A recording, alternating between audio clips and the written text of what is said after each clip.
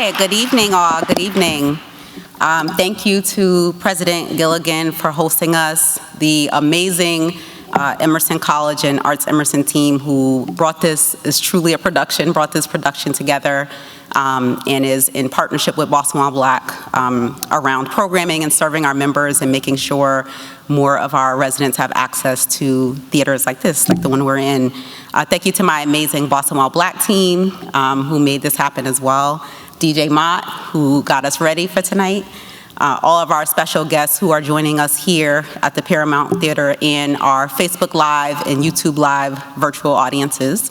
Again, my name is Sheena Collier. I am founder and CEO of Boston While Black. I am really excited about the conversation we're about to have. If you've ever been in conversation with me, you know I love talking about Black people. I love talking about how we create more open, equitable, welcoming spaces and launch Boston While Black as a result of that. So we're a membership community that launched last year, and we serve as a guide for Black people who are looking for a connection. We're also partnering with brave companies, universities, institutions like Arts Emerson, who recognize the importance of creating space for Black voices and investing in Black talent. And we want to be a vehicle to facilitate meaningful, sustainable investment in Black people, Black cultures, audiences, and businesses. And so we know that that includes policy, which is why we're having this conversation tonight. Overall, our mission is to help shape a city where Black people feel a sense of belonging, where our contributions are valued, and where we have the spaces, tools, and relationships to find our tribe, grow our networks, navigate the city, and have fun. As we all know, Boston continues to carry this moniker as the nation's most racist city. It is punctuated by the lack of visibility of Black people in Boston. So oftentimes for people who haven't been here before, I'm sure if you're from here and have traveled other places, or even if you've moved here and told people where you live, they're like, there are Black people in Boston? So we know that a lot of that is a sometimes intentional erasure of Black experiences, community, and culture here. And really the only way to change that perception is to actually change the reality. I do earnestly believe that Boston can become a place where Black people are fully engaged as citizens who shape the culture, shape the economy, and the vibrancy of the city. And frankly, the reality is that many cities in the US were not built for Black people to thrive. And so you can't really grow in spaces that weren't built to hold you anyway. So we need to reimagine our city, create a place where Black people have access, stability, wealth building opportunities, ownership, and where our culture is seen and celebrated, and that's just the norm. More concretely, we need to identify the policies, the planning processes, and funding needed for Boston to be the vibrant, creative, social, cultural hub that we know it can be for Black people. We started this conversation last year called Black Boston Reimagined. It was this public conversation series. In the city, the question that we put out there is what makes a city the best city for Black people? So when people talk about loving Atlanta and Detroit and all the places that we travel to, what does that actually mean? Like what makes it the best city, and what can we do to create some of that in Boston? Boston won't be those places, but there are opportunities for us to make sure that our communities are celebrated more here. These aren't new questions in our conversations that Boston While Black is bringing up, but we do want to create a space for new solutions, some that we actually lead on and some where we partner with others who've already been working to make these changes in Boston. COVID-19 and the pandemic uncovered a lot of the structural inefficiencies and inequities that we actually already knew existed. So now we have this opportunity to really reimagine, remake, and rebuild Boston with everyone in mind. And that's what we're looking to do. So we have the perfect opportunity. We have a mayoral race and city council race coming up on Tuesday, November 2nd. Make sure that you make a plan with your plan to vote for that day. Day can go by quickly and we can forget. And so tonight we're going to have a conversation focusing on the two candidates' priorities, their policies, and the other strategies they would pursue if they were elected mayor to transform Boston into a city where Black people can feel that sense of belonging, have fun, and thrive. So we're gonna get started. Just a quick note about the format. I'm gonna have a conversation for about 25 to 30 minutes with Counselor Essaibi George, and then Counselor Wu will follow her. So you'll hear me repeat some questions. Hopefully we get some different answers. So first I want to bring to the stage Annissa Essaibi George. She's a mom, former Boston Public Schools teacher, small business owner, first-generation American, and lifelong Boston resident who has served as at-large Boston City Councilor since 2016. So we can have her come out. Oh, there you go. Yeah, you have a seat right here.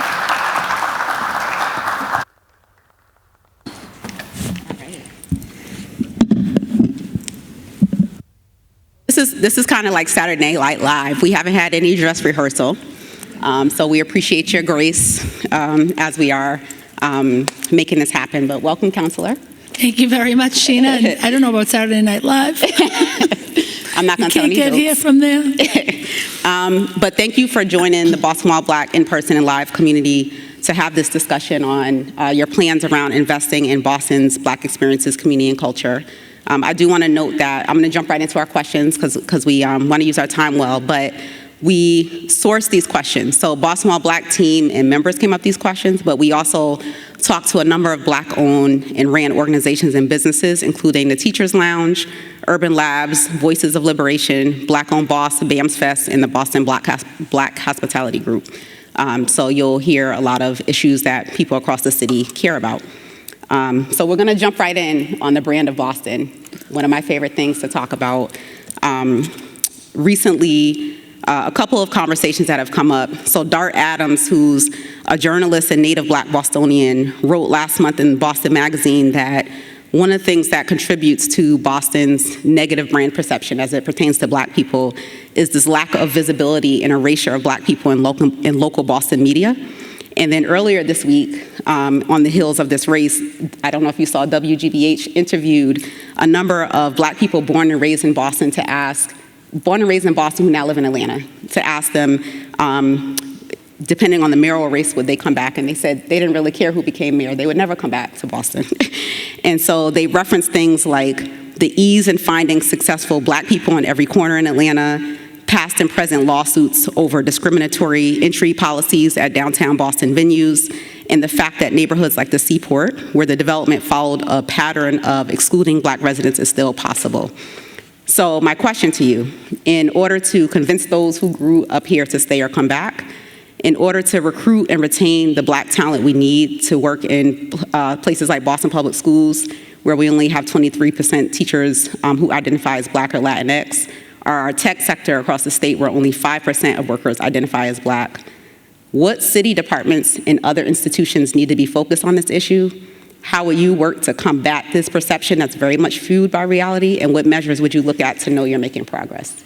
Well, thank you very much, Sheena, and thank you everyone who's here this evening and then tuning in online.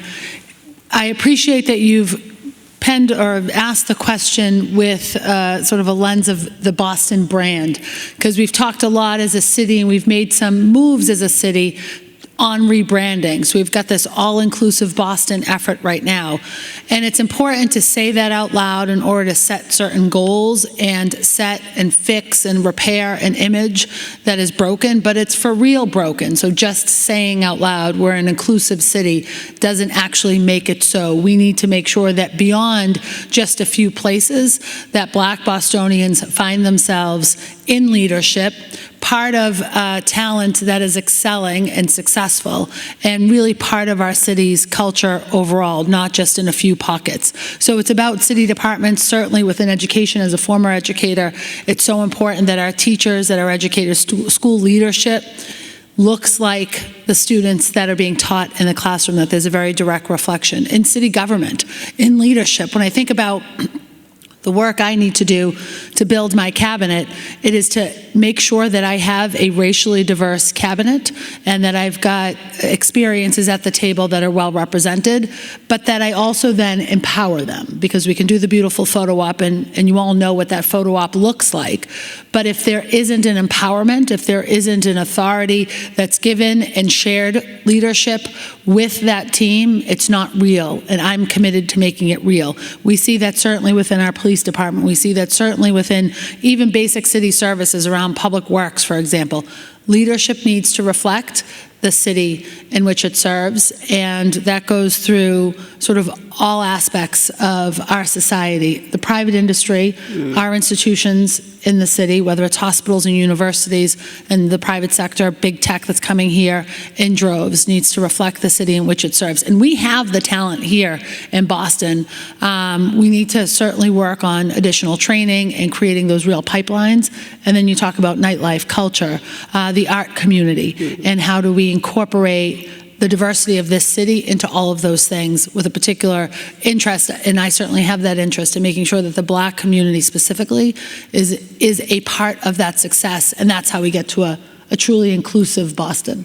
What do you think it would look like, or how would you measure that this brand perception of Boston is changing? Well, first we have to see a real reflection, so counting heads and making sure that the data reflects. So who is in leadership, and is it a direct reflection of the population here in the city of Boston? I'm committed to it when I think about my leadership team, and throughout sort of department heads and boards and commissions, there needs to be a very direct relationship. And when we reach a direct proportion of what our population looks like in the city, then that to me is success. But we also have to be mindful, especially with Black Bostonians, that they are being pushed out of our city for lots of different reasons. The cost of housing, no access to high quality education, no access to the workforce, especially at the higher levels. And when you can move to a place like Atlanta and find those pieces and find a connection within the cultural community or the arts or the entertainment community, why come home? Why come back? And that makes me sad when I read that report and read sort of it briefly the other day when it was released. We need to do more in the city of Boston to not just include, but celebrate our communities of color in every neighborhood of our city, not just in Dorchester, Roxbury, Mattapan, and parts of Hyde Park. We need to make sure that it's part of our whole city. And for our city to be successful, for me to be successful as mayor, our Black community needs not just that proverbial seat at the table, but a spot on the dance floor, a seat at the bar, a seat at the CEO's table, a full involvement in our city's success. Thank you.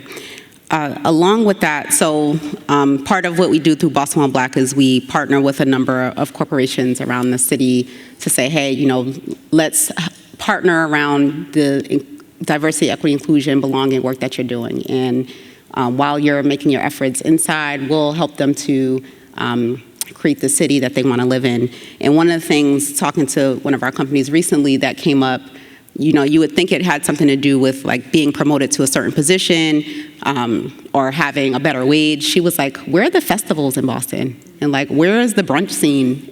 And where can I go? What parts of town can I go to just feel like I can just pop up, like not a special event? So you reference in your equity, inclusion, and justice agenda that we're lucky in the city to have some thriving economic and cultural districts. So we have Chinatown, we have Little Saigon and Dorchester, and these are places that have really become centers of economic and community life for the Chinese and Vietnamese communities in Boston, and are also home to many resources for AAPI entrepreneurs.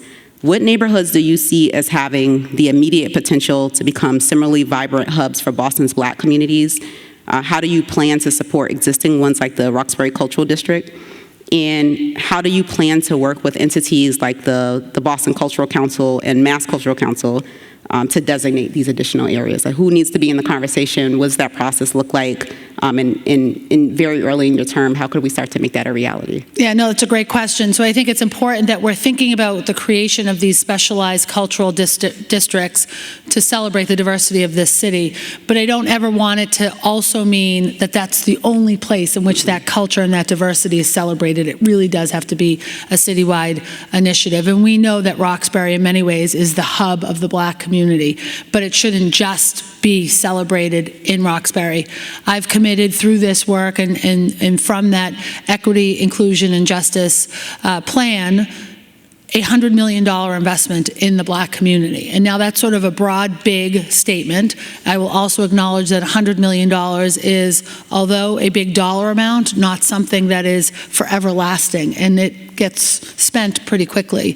Through that effort, I will include and create on my first day as mayor of the city, so on November 16th, a working group or a task group or whatever we're going to call it, of community members, of small business owners, of creatives, of faith-based leaders, and community-based organizations that already exist, and small business owners, I'm not sure if I mentioned that, in that working group to decide how best to utilize those dollars so that we're investing it in community, that we're investing it in people, that we're investing it in opportunities to celebrate the Black community specifically. And from that, I know I'm going a little off your question, I want to talk about the DEI piece too. From any one of my plans that are listed on my website, education, housing, transit, climate, the equity, inclusion, and justice plan, those are very dynamic documents. I want them to be informed. So we did a number of working groups, discussion groups, rolled that out, and then received some further feedback and said, okay, Annissa, you've made this commitment of $100 million. You've rolled out this comprehensive plan. How are you going to make sure that you hit those numbers? How are you going to make sure that the goals that you've set out are going to happen? So we've also committed, and I don't think we've actually added it formally into the plan yet, but we're going to create an office of Black Bostonians to oversee that work, to oversee that process in those early days as it relates to that working group to determine how we're going to spend some of those dollars. I'd like to see it go to our small businesses across our city in every neighborhood that are Black-owned, both in stabilization and development and new opportunities, innovation and creation, and the creative space as well, because it's so important. And I've heard that from so many of our Black entrepreneurs across the city. They need a creation of new opportunities, or we need to create opportunities in which our Black entrepreneurs can engage very actively in. So please go to my plans, all of them, and read them and inform them and communicate with me and my team on that plan as well. I also want to note that when we talk about diversity, equity, and inclusion, when we talk about it in the corporate sense, when we talk about it in the community sense, when we talk about it in government, it has to be more than the only place where Black people find themselves in the midst of the discussion.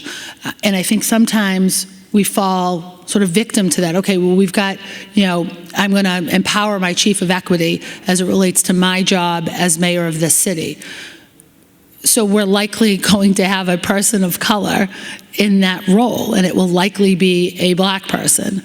But that doesn't mean that my chief of climate or my chief of transportation or my chief of housing can't also be a Black person. And I worry when we sometimes limit ourselves to that conversation, and then that conversation becomes isolated from the rest of the work that we do.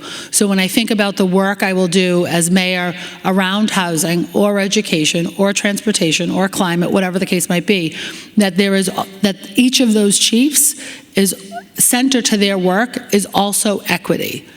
Because we can't say the chief of housing is working on a housing plan and then we're going to hand it over to the chief of equity to run through it after. It has to happen at the same time. It has to be an integrated process. Well, that's the question that popped up for me when you mentioned the Office of Black Bostonians. And it sounds like something you're forming. Well, what is the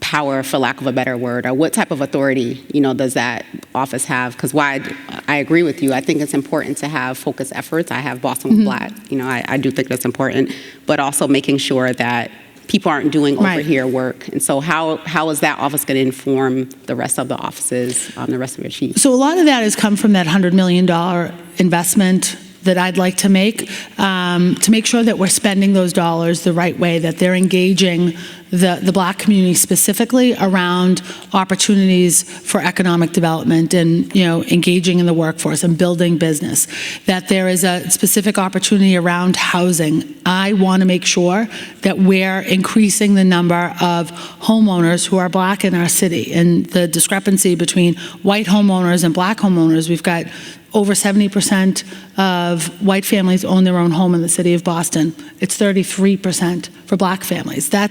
We've got to focus on that number. We've got to work to correct that. That's a problem in the city of Boston. And that office has to, as you mentioned, work alongside the housing department, for example, because it has to be integrated in everything that we do. Too often, this work in city government is done in silos, and we've got to break those silos down, or we don't actually ever have true change, sustainable change in the work that we do as a city. And that has to be the same, that has to be applied as well in the private sector. You can't just have a DEI person charged with that and not have that incorporated into the rest of what's happening in a business, because then it's just in the silo and it simply becomes a periodic celebration or a periodic book club meeting or a periodic afternoon get-together networking event. It has to be part of business. It's going to be part of what's happening every single day. So a big part of people being able to create space and events in our even own spaces is permitting and licensing. And oftentimes, particularly around public, community, and culture events, there's been this, I want to say recently, but I don't think it's a new thing, where, events not getting approved in specific neighborhoods. So you have major events like the Caribbean Festival, the Haitian Day Parade, the BAMS Festival, that have at times been shortchanged the opportunity to expand in their own neighborhoods. The current Parks and Rec Department has little, if any, people of color in senior leadership. And though representation, has a place, it's not just about having people in certain positions. I think because of that, what gets approved does tend to favor what the status quo has been around of what's considered fun or culture in Boston. So if there is a request that comes in front of you and you don't understand culturally why this is important to a group, or you may even discriminate in some ways and think that this artist means it's going to bring out a certain crowd, those things get denied. So what is your strategy for ensuring that business owners, organizers, artists have an equitable, fair, and just process that allows for them to apply for and receive a permit to produce events in their neighborhoods as well as across the city? And how will you provide more transparency and minimize gatekeeping of resources and information, human gatekeeping, to create a system that's easily accessible and scalable? Well, we've got to stop that gatekeeping, because that's a real problem across multiple systems within city government especially, and we see it in other levels of government as well. First, one of my early works that I'd like to put into place, and this actually came from the first leg of this campaign, and Councillor Campbell talked a lot about it on the trail, doing an audit of all of our city departments, really sort of understanding what their goals and responsibilities are, who's doing the work, is there representation within that department, whichever department it is, and how does it sort of function day to day. So that's something that I'd like to roll out early in my early months of my term, because I think that's really important and also helpful for me to understand what's happening at City Hall and in our city governments. I think it also, when we think about that permitting process, especially around special events, when you have a diverse team that's supporting you and working with you and empowered, we get through that. And we were asked this last weekend, we had a forum at Morningstar, and the former Chief of Equity, Carolyn Crockett, asked a question: would each of myself and Michelle, commit to the Chief of Equity having a seat in the inner circle of the mayor's office? And I confirmed that commitment, because it is important, again, to empower the people that you bring around them and make sure that they are included in the most intimate conversations. When we think about my vision for the city of Boston and the work that I need to do, that it's not that tight inner circle includes those voices that are most impactful in the work of making that truly and fully embracing the concept to reality of an inclusive Boston. Just on the word empower, because you've used it a couple of times, what's your definition of it? Like, what do you mean when you say that? That we are sharing power, so that if I have a chief of equity, or if I have a chief of housing, that I'm leaning on them for their experiences, for their expertise, for their knowledge, in a way that informs my decisions as mayor, that it is not just for the photo op. So as you are creating, a new future for Boston, just on what you just said around the shared power part, I tend to think that power has to be taken. I think that a lot of times people, maybe for obvious reasons, don't want to give up their power. So how will you compel those that aren't thinking like you, who don't want to give up power, who have been in positions or had a certain access for years, how are you compelling them to share in the power? Well, I'll be the boss.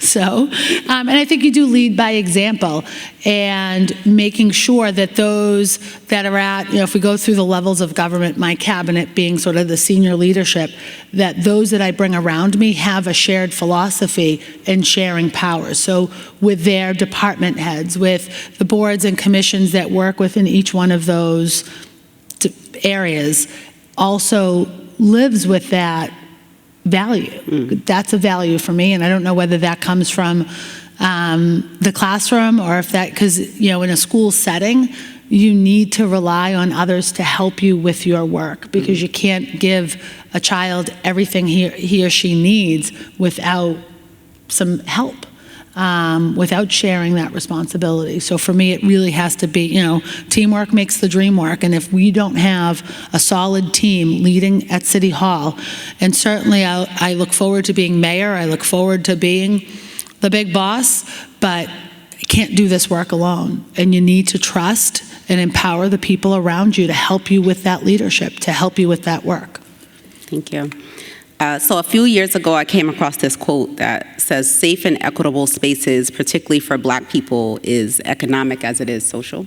And a lot of what I care about, via Boston While Black and other spaces in my life is this access to physical spaces, both on the ability to feel comfortable in different spaces, but also the actual ownership. So earlier this year, the BPDA estimated that because of COVID and the pandemic, that the citywide office vacancy rate was nearly 10%, and the retail vacancy rate was almost 3%. And then the Main Street organizations, just through self-reported data, showed higher vacancies in communities of color. So Greater Grove Hall, there was a nearly 20% vacancy, Hyde Park and Mission Hill at 8%, and Eggleston Square and Greater Ashmont at about 5%. There's also, as we know, major roadblocks to occupying our owning space in the major commercial districts, places like the Seaport and Newbury Street, and access to those spaces often relies on social capital and the ability to access private resources. So my question, two questions. Would you commit to supporting a system designed to track commercial vacancies over time and across all neighborhoods to help ensure accurate information and resources are available to those who want to utilize these spaces? And I know it's an effort that's been proposed by Councilors Bach and Mejia, just around, one, just starting to take stock of what's vacant, but more importantly, to then as a city say, how do we give up-and-coming entrepreneurs, creatives, people that need access to space instead of leaving spaces vacant? And then in downtown commercial spaces, how will you intervene? So can I answer yes to that please. question? Yeah. Thank you. Go ahead. No, I think it's important for us to track the commercial space usage, both vacancy or occupied, and what's happening in our city. 'Cause it's really hard. We don't have a true and full inventory of what's happening in our city. And I think that's important, just important information for us to know. And then along with that, in downtown commercial spaces, how will you intervene to create opportunities that are not solely controlled by private developers and ensure there are spaces for gathering and wealth building opportunities for Black people across the city? And in particular, when I think of downtown spaces in a city, you want it to reflect the neighborhoods and culture of the whole city. If you just came to downtown Boston today, you would have no idea who actually lived in Boston. And so what are plans that you have to actually intervene and make sure that those opportunities are opened up? Well, I think that, that's an absolutely accurate statement. If you're in many parts of our city, you don't understand or wouldn't appreciate the true diversity of this city. And the posters at Logan Airport, the welcome that describes some of the different neighborhoods of the city doesn't quite cut it. You should see it when you're in every part of our city.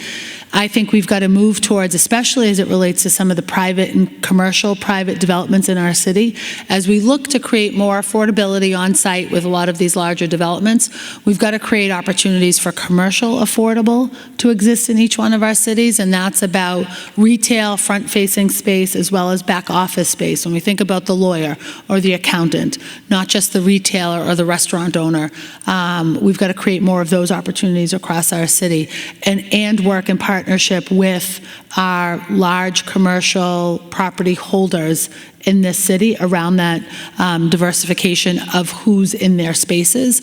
And I'd say similar to the way that we have an Office of Housing Stability, our Office of Economic Development, our small business division should really be actively engaged in supporting our entrepreneurs of color.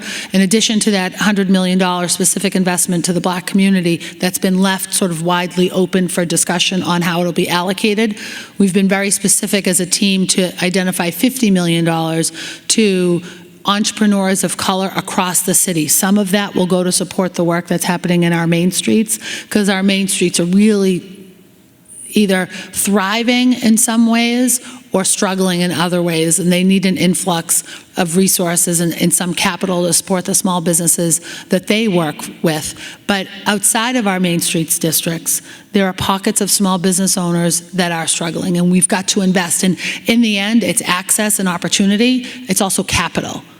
Right? Because if you need those three things in order to be successful.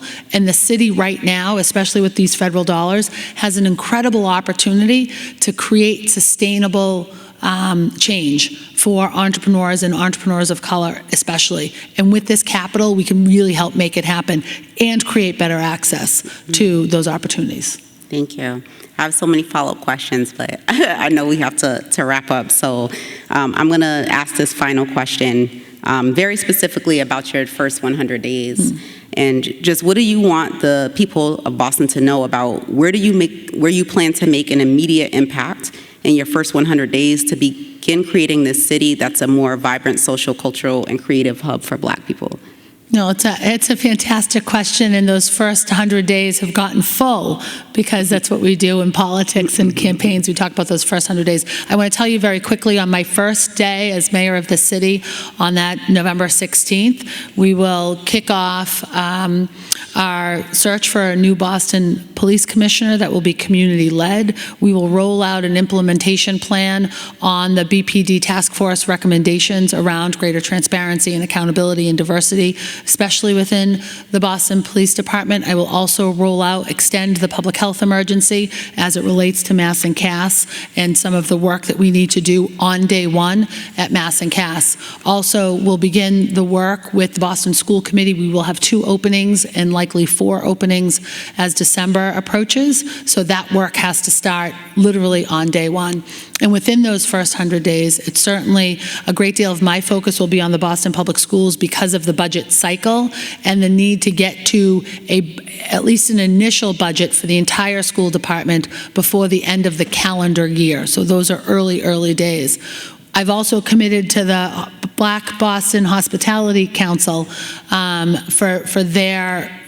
They want a seat at the table in this work when we think about the opportunities to grow, to create new opportunities, to make sure that there is opportunities for that cultural, social, and art,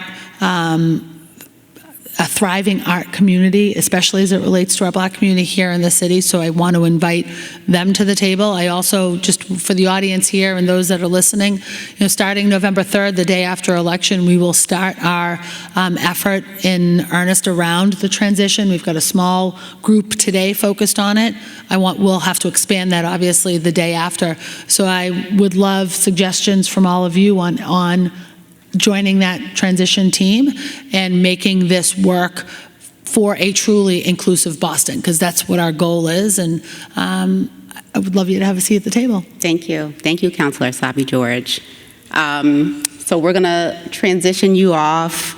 Again, live TV, bear with us. So give her a round of applause, and then we'll... Thank you. Thank you.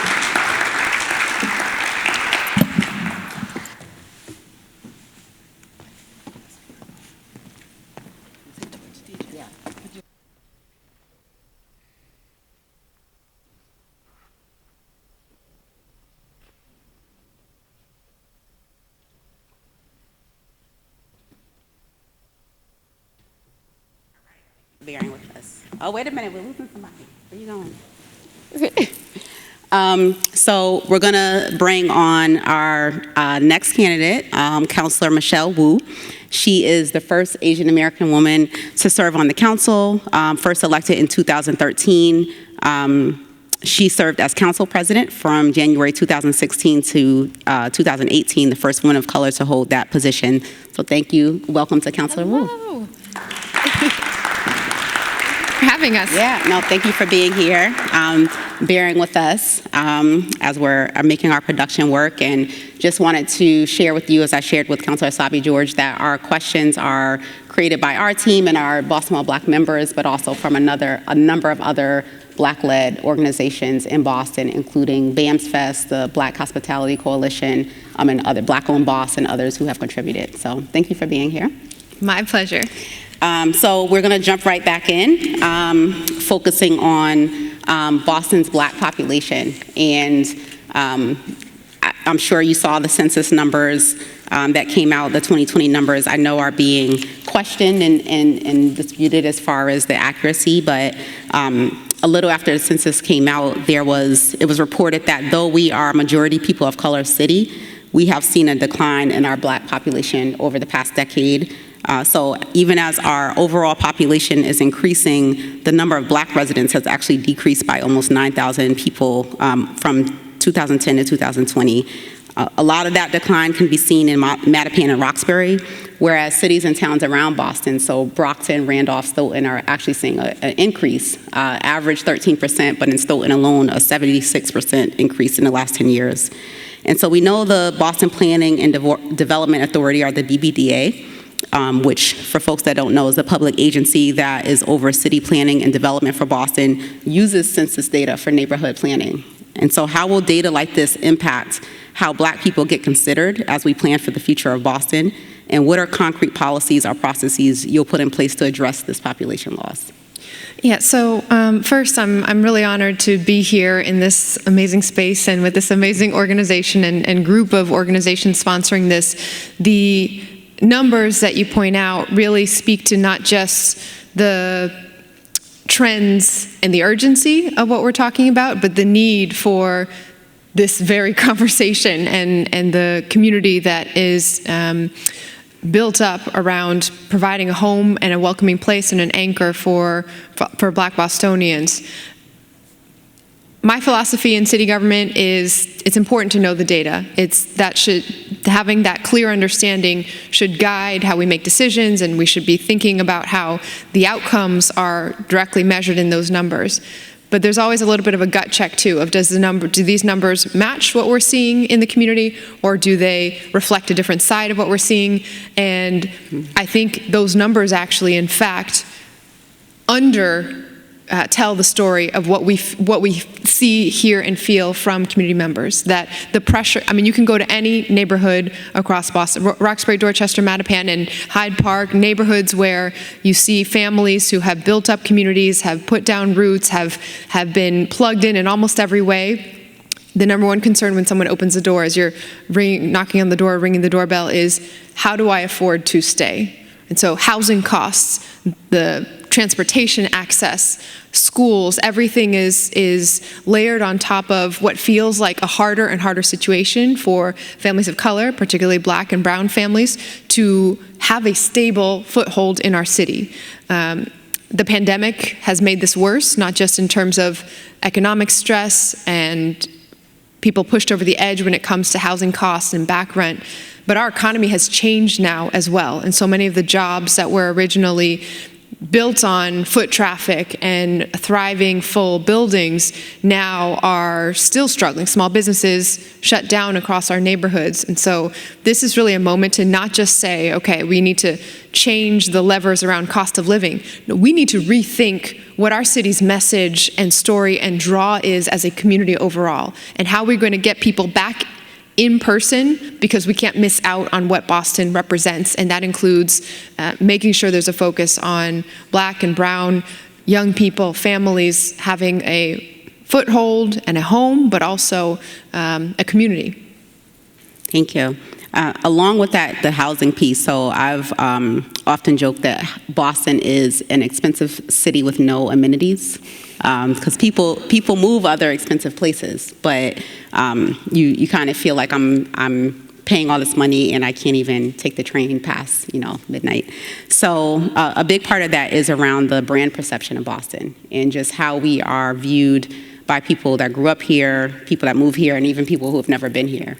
So recently, Dart Adams, who's a journalist and native Black Bostonian in Boston Magazine, talked about one of the things that contributes to this is the lack of visibility and erasure of Black people in local Boston media.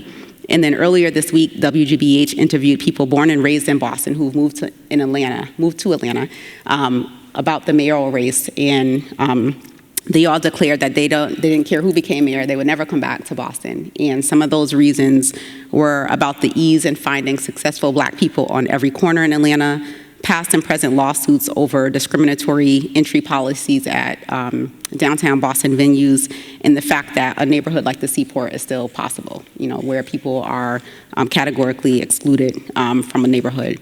So in order to convince those who grew up here to stay or come back, in order to recruit and retain the Black talent we need to work in Boston Public Schools, where only 23% of teachers and counselors are Black or Latinx, or even our state's tech sector, where only 5% of workers identify as Black.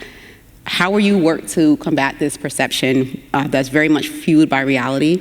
What city departments and other institutions need to be focused on this issue, and what measures would you look at to know you're making progress? In this moment, we need to not just tell a different story of Boston, but really build a different set of systems that underpin what it feels like to live in Boston day to day, right? There's no question that since the Spotlight series that the Globe wrote a number of years ago, where there was clear documentation across all of our systems, right? Healthcare, housing, development, the ways in which we are still segregated as a city. We are still deepening those disparities. Now's a moment where everything is on the table to be shaken up. We have to rebuild the way that we interact with others. We have to rebuild the way that we're getting businesses back open.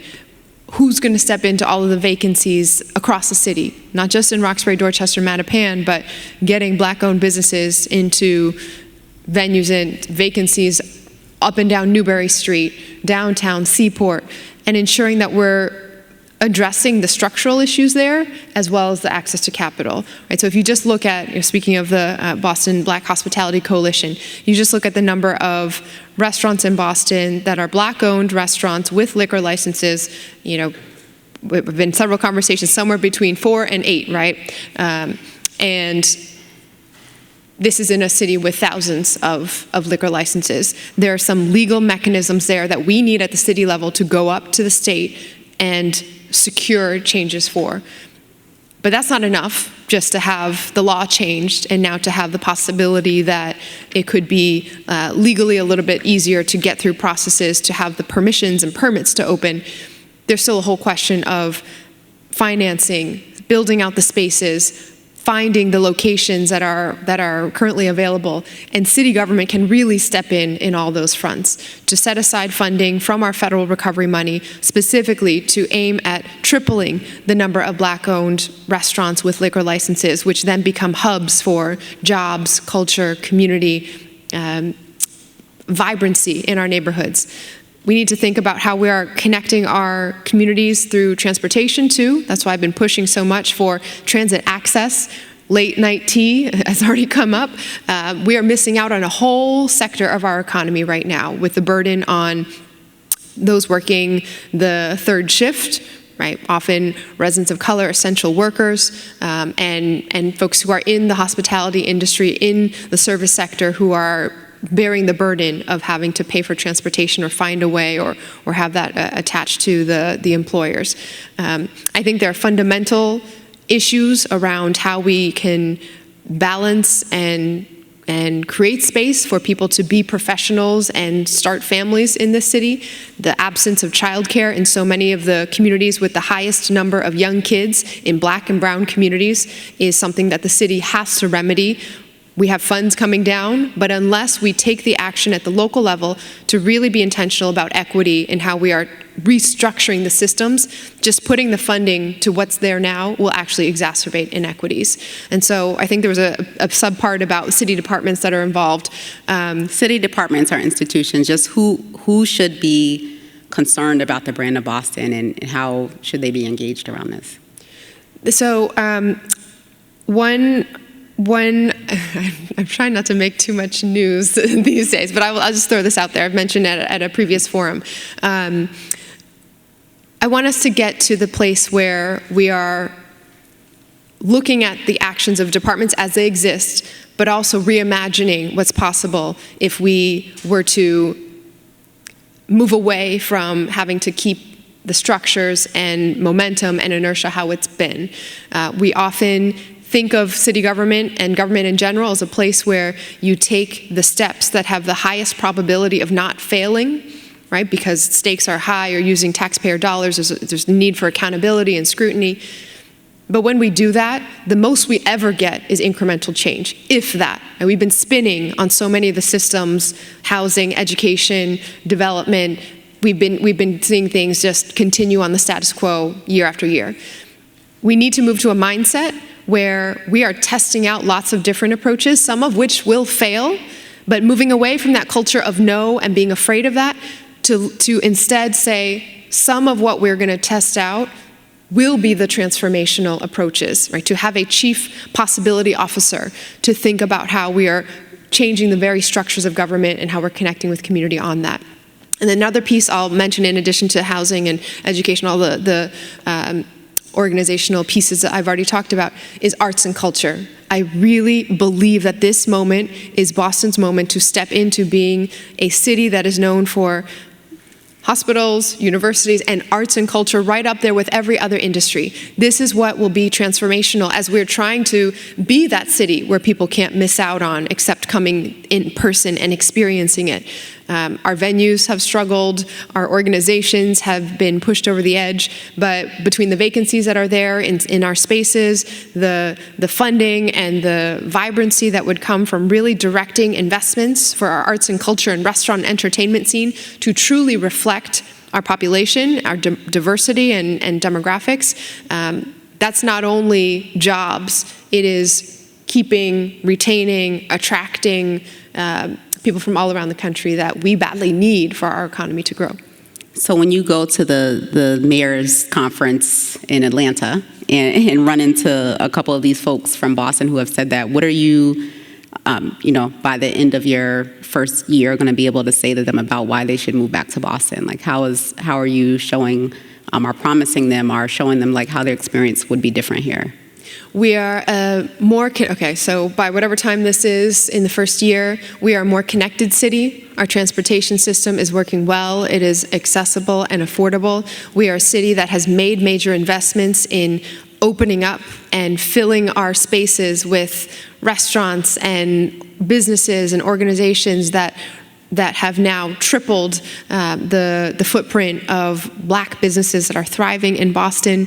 We are a city that backs up our talk with modeling that, right? Spending our city dollars in a way that truly builds wealth in communities instead of sending our contract dollars outside the city to reinforce inequities. And we're a city that has fundamentally reshaped how people interact with government through participatory budgeting, through decision-making structures that are building a partnership rather than building downtown in City Hall where the doors close and the laws are then reported back out. Concretely around public events, cultural events, we know that permitting and licensing is a huge part of that. And the way the structure is set up now, there isn't cultural competency around that. So you have major events like the Caribbean Festival, Haitian Day Parade, BAMS Festival, who have been shortchanged the opportunity to expand in their neighborhoods. We have a current Parks and Rec department that has little people of color and senior leadership and tends to favor recreational events that really sustain the status quo and kind of what has been considered fun or culture in Boston. So my question is, what is your strategy for ensuring that business owners, organizers, artists, et cetera, have an equitable, fair, and just process that allows them to apply for and receive permits to produce events in their neighborhoods? I heard you say blow everything up, but before we get to that point, and how will you provide more transparency and minimize the human gatekeeping of resources and information to create a system that's more easily accessible and scalable? So this is my first area that actually got me so angry that I wasn't even interested in getting involved in government. When my mom was struggling, I opened a small family business to keep us going, and the process of interacting with city government just about broke me and my family. And when I had the chance to work for Mayor Menino, my project then was to try to make sense of the restaurant permitting system. It was 15 different departments, nothing online, not even the instructions. So even to understand what to do, you had to come and take some hours off of work and sort it out. And so this has been a driving force for me. My team has been focused on, we've created presentations that explain through videos how to get through certain parts of the process. We have created a block party guide for any organization or person who wants to host a block party, which would involve shutting down a street or serving food, what that current process looks like, just to put it all in one place. But the bottom line is that we need to change the process. As long as there is a complicated, multi-step, multi-agency, sort of one checkpoint after another approval system, it will always favor people who either know the inside and how it works or have the resources to hire someone who knows the inside and how it works. And so again, we need to move away from a culture of no to that currently puts the burden on small business owners or event hosts to say, well, prove why we should, deign to give you a set of permissions or allow you to operate, that you'll be safe and this and that. Instead, it benefits all of us when we have events that draw community back, and especially after the pandemic, as we're still on our pathway to recovery. I had proposed a couple months ago really trying to replicate Philadelphia's Summer of Play concept, where they every summer combine the goals of providing activities for young people, mentorship, food access, safe streets, community building. In every residential neighborhood in the city, they pick one street, and you can apply to figure out which one it is, and just block it off for the summer, where there are adults with programming, meals served, and it's just people come out into the streets. And we saw bits and pieces of that in Boston, but even seeing the experience of Black restaurant owners and trying to say, well, I'd like to do an outdoor patio as well, it didn't go as smoothly as it did on Newbury Street and other parts of the city. So simplifying that process and moving towards a different default is really important to ensuring equity. But then, of course, continuing to stay monitoring the outcomes and the impacts of what our current process is leading to. Thank you.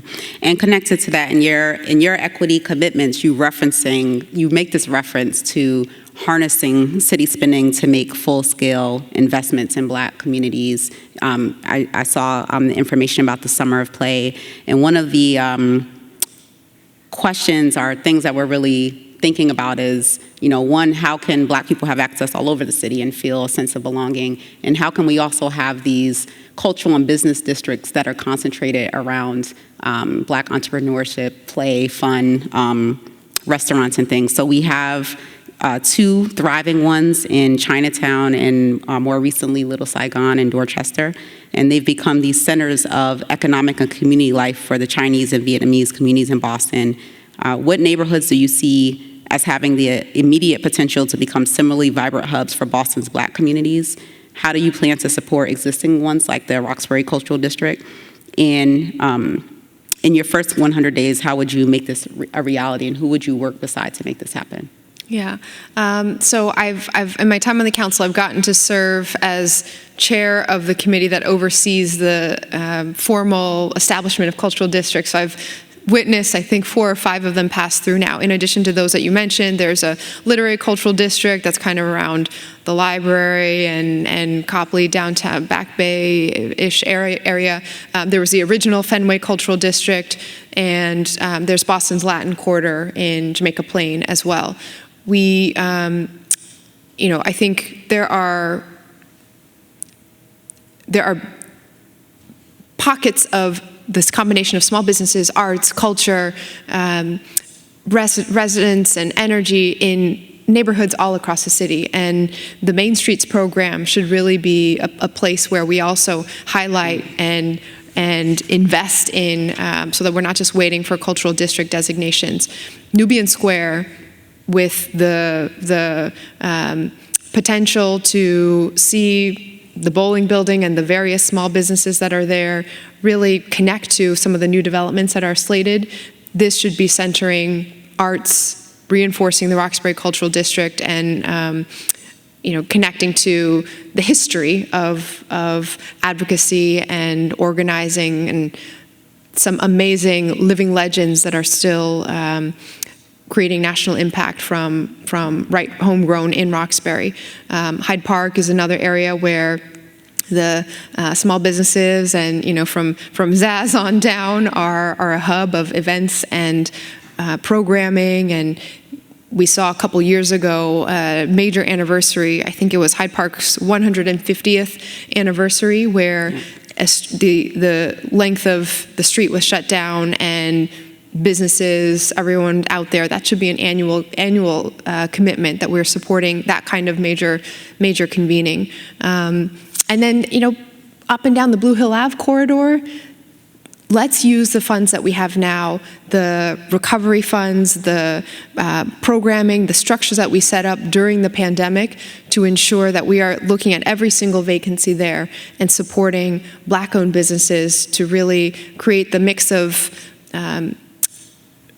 retail and entertainment and economic opportunity that we know Boston has experienced in our past history, and that we need to ensure we're being very intentional in bringing back and attracting businesses from all around the country to help support that.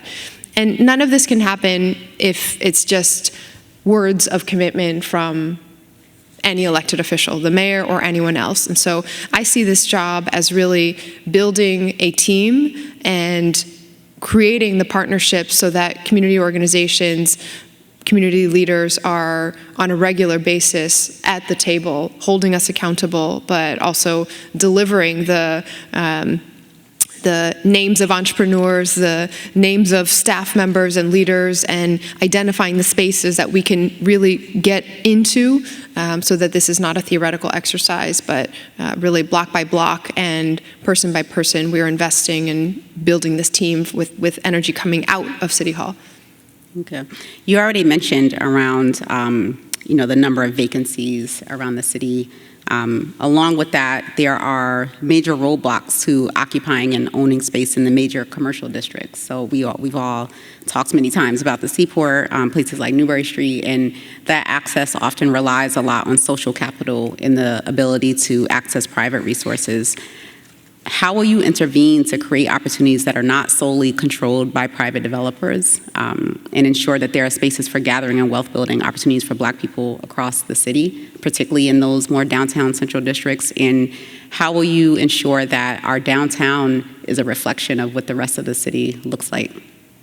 Now's the moment to do it. Now is the moment when we are still in a tremendous amount of economic uncertainty, when large property owners are looking for how spaces will be filled back up, when so many of our largest employers are really reshuffling how people will be occupying office space in person versus hybrid. I want to make sure, if we look at just downtown, that one of the most basic pieces of infrastructure we are seizing on this moment to put in, which is childcare, on-site childcare at every single one of our large downtown office buildings. Because as we think about the future of work and whether people will be working from home a couple days or in person for meetings or whatever combination, cities that have a high cost of living and no amenities are going to be the ones that lose out within this new world. And so we need to make it possible for maximum flexibility for our our workforce to make those decisions, and then to ensure that wherever possible, whether it is privately owned spaces that are available and vacant, that the city can create incentive programs. The council has floated ideas like a vacancy tax multiple times before as a way to engage and draw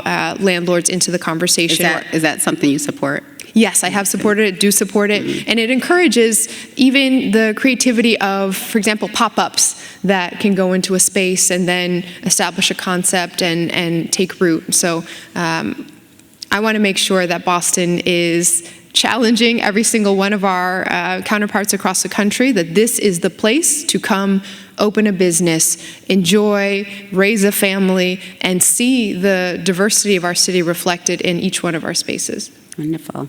My last question for you with a minute left. What do you want the people of Boston to know, our audience here, folks who are watching, about where you plan to make an immediate impact in your first 100 days to begin creating this city that is a more vibrant social, cultural, and creative hub for Black people?